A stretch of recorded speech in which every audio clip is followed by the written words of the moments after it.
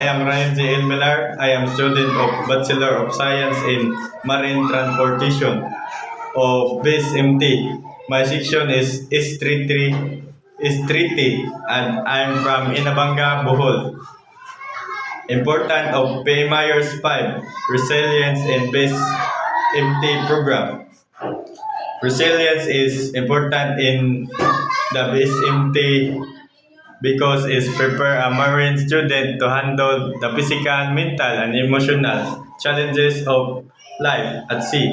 It helps students develop ability and cope with stress, adapt to difficult working conditions, and manage emergencies, and to remain effective during long voyage and demanding duties. Resilience ensures that future marine officer can maintain performance, safety, and professionalism even under pressure.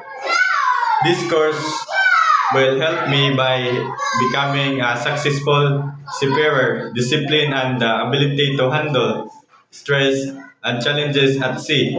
It's prepared to me stay focused, adaptable, and professional. In demanding situation, ensure safety, efficiency, and personal growth through my maritime career.